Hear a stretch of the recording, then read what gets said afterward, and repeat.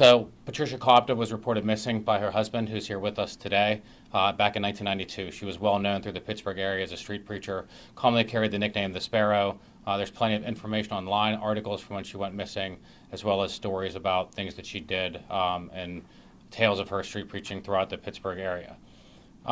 So we've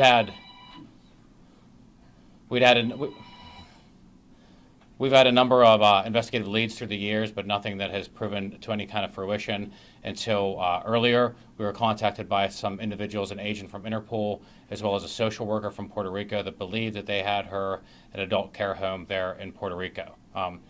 What they reported to us was that she came into their care in 1999, where she was found in need in the streets of Puerto Rico, where she had been wandering around.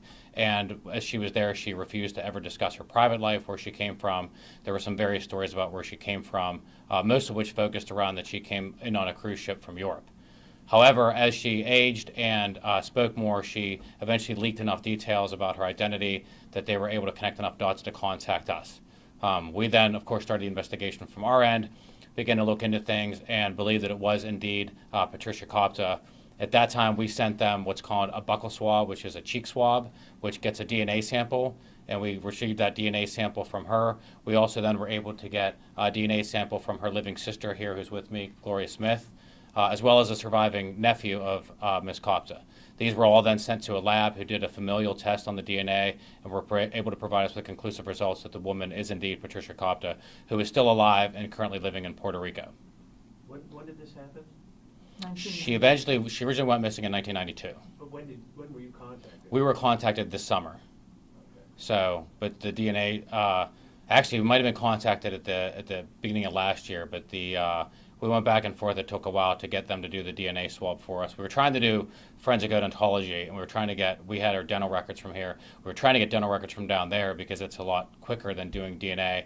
After trying to do that for a while, we were unsuccessful. They weren't able to get dental x-rays down there. So then we sent them the DNA swab, but DNA tests take a long time. And this is stuff we had to use a private lab for because crime labs don't do familial DNA. So we had to send it to a private lab and incur those expenses, and as well as wait on their timeline to get this back.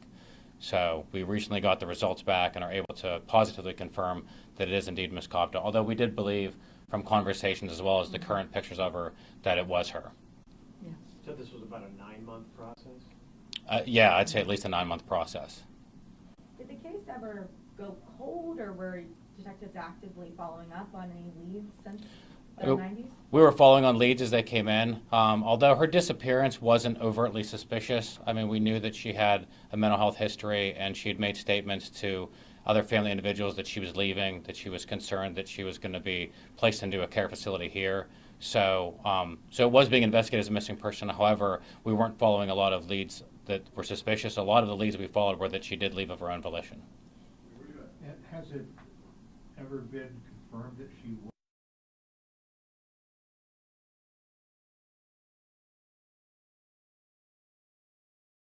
That was something that she relayed in Puerto Rico, but were there any sort of independent of her own accounts in Puerto Rico documentation of where she was? We didn't. We were never able to have anything concrete that shows that she was ever in Europe. What's it like to solve something like this, especially find out that she's alive decades later? You know, the big joy in that is being able to pass it on to the family. So to have them be able to experience that and know that she is alive and doing well. Yeah.